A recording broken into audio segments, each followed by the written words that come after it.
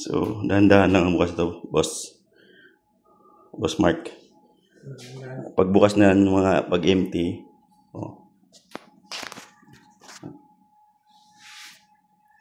kailangan hindi yung basta-basta bigla. Dahan-dahan lang. So, pagbukas na, so naka 4 PSI, mga 4 to 5. So, ito naman. Ito pala.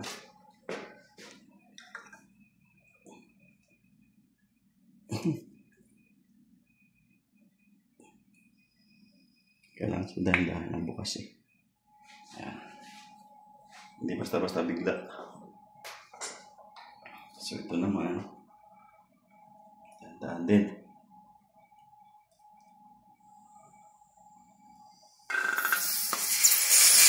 Uy, may leak ulit.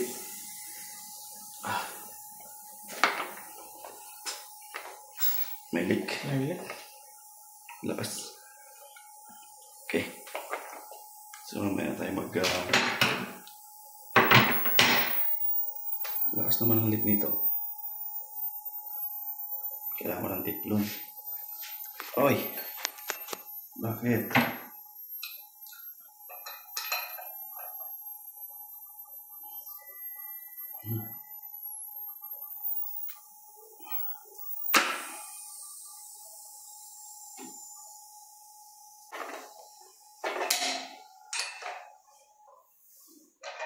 Ito. Kailangan na ng tiplon. Kasi malakas yung leak. So, natin ito. Saan mo ito?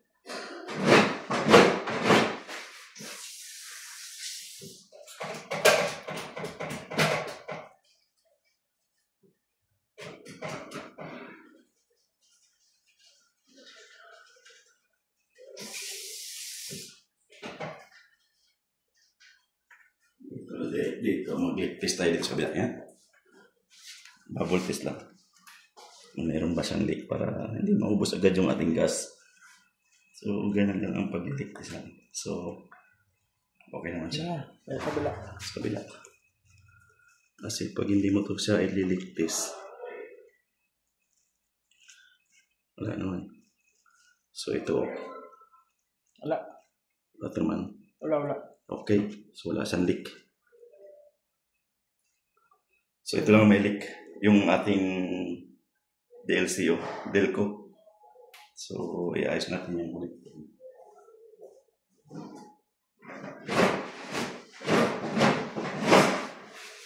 So, isin natin ito. Kasi ito yung mga may leak.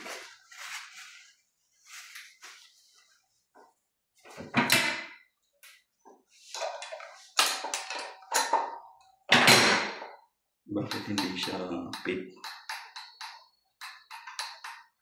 Ano meron?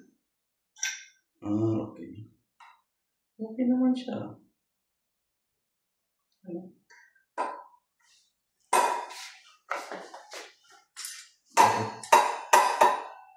Bakit siya naglilik? Anong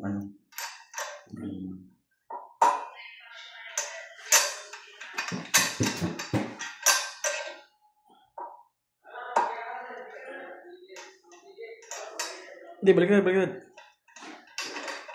Okay naman eh.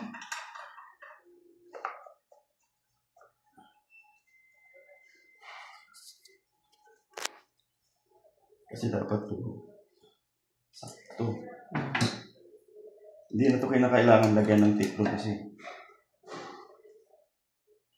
dapat ito sapak na sapak yung yung ating pagka screw. Kasi plastic na ito may dapat ito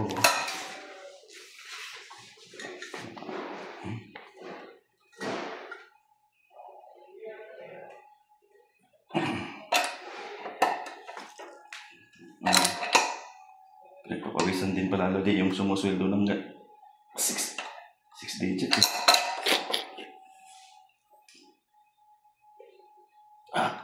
Yan. Pag naglilik pa, ewan ko lang. Yan. Eh.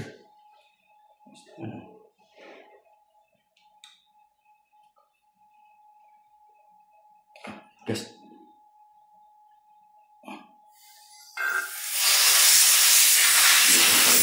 Yan talaga sir. Ayun. Ang lakas ah. So, bakit? Saan galing? Sa thread niya. Sa thread. Kailangan ng tiplon talaga. Pangalan ko sa Japan. Visit. Kailangan ng tiplon. Pangalan ko muna. Pos. Oh. Yan ah. Tik niyan. Pinagpawisan din ako dun ah. Ah, exercise na rin yan. Ang tanong, wala na ba leak? Eh. Inshallah, walang late. Ang tulad eh. Dandaan natin. Iyo. Yes. Yun. Sa pool. So wala na siyang leak ngayon. Mag-ano tayo. Bubble test para sigurado hindi maubos agad yung tangke natin. Oo naman.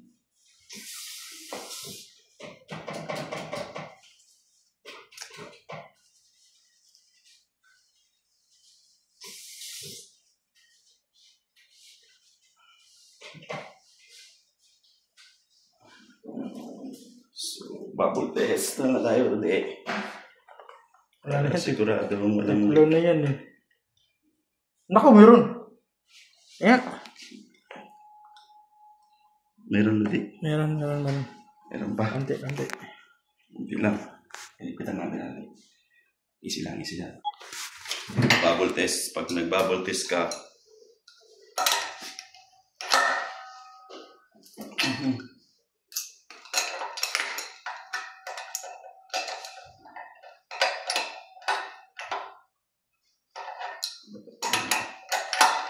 baliktad kasi ito eh.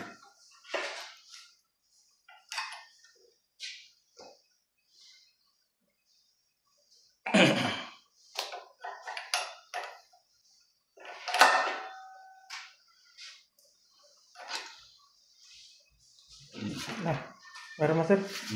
Meron. Ang parinig. Bakit? Manipis lang yung ano natin. Tiplon.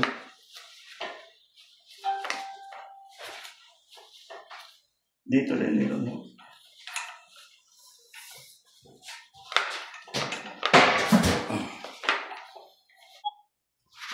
So yun guys, so binabol test na natin ulit. So kailangan natin maglagay ng tiplon kasi hindi siya naglilik siya pag walang tiplon. Kasi medyo luma na yung tangke. Hindi yung tulad ng isang bago guys. So yun guys, so wala na siyang leak. So sigurado na tayo na hindi na mauubos yung ating cylinder. So ito naman wala naman yan dyan. Ayan. So okay naman yan dito. So ito lang yung technique guys kung gusto nyong ano talaga nyo, ma-check nyo na walang leak yung ating cylinder. So bubble test nyo na. So lalo na ito guys sa mga ganitong machine kasi itong machine kasi guys mahirap to mag-order ng gas. So ganito yung ginagawa ko once na nag-replace ako ng pag nag-replace ako nung cylinder. Parang sinisigurado ko talaga siya na wala siyang leak.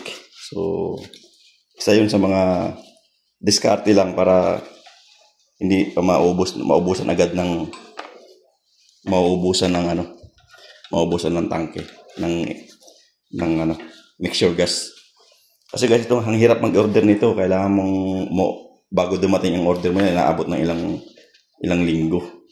So ilang linggo matingga yung machine mo. So kaya dapat talaga kailangan natin ng bubble test. So ito yung oxygen, ito yung ating DLCO na mixture gas at saka ito naman yung calibration gas natin guys. So ito yung calibration na air at saka ito yung ating mixture gas is yung ito pala yung mixture gas natin guys. Carbon dioxide, methane at saka air. So ito yung ating ano din, carbon gas, oxygen, at saka nitrogen. So, try na natin. Ano natin yung ating machine. So, kasi puro ano sa iso. Puro siya, pag nakita mo yan, calibration ng gas ng cabin.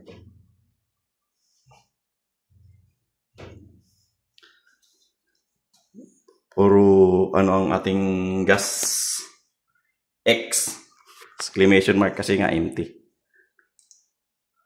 So pwede tayong mag clearing circuit muna tayo. So kasi sa pag tinik mo yung calibration history niyan, puro ayan. Yan. So yan, sabi niya guys, out of date. So yan, out of date na siya. Kasi nga lahat ng cylinder natin guys, empty. So kaya ano, wala nang leak. Okay na rin sa wakas. Mahirap kasi ito pag may leak eh. So dito, mag-ano na lang tayo sa ating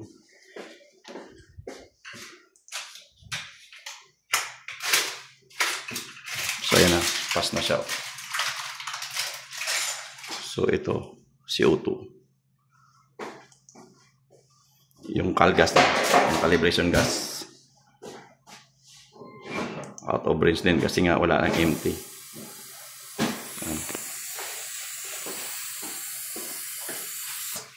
So okay na siya, inshallah. Check na yung ating 100% oxygen. So okay na siya. So dito tayo sa DLCO. So 1 by 1 kasi yan. So pagkatapos natin i-clearing yan, dapat yan is papasa na siya.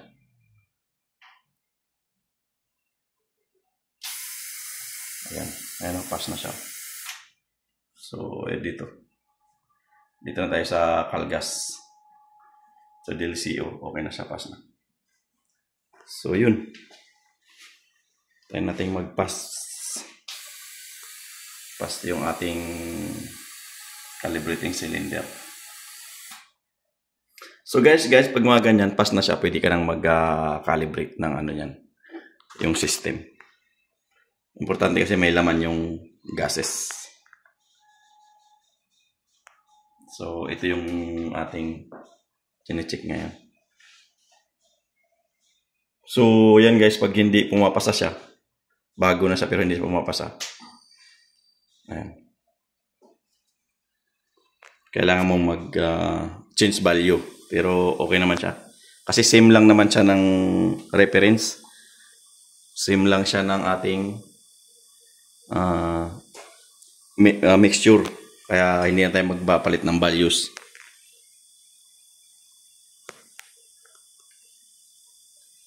Ayan, pressurization.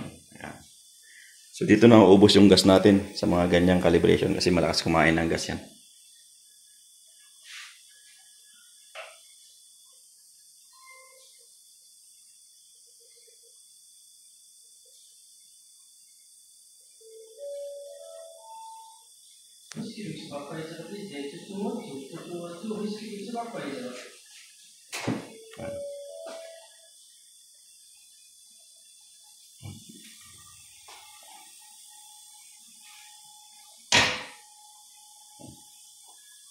Kaya nakasarado yung ating cabinet.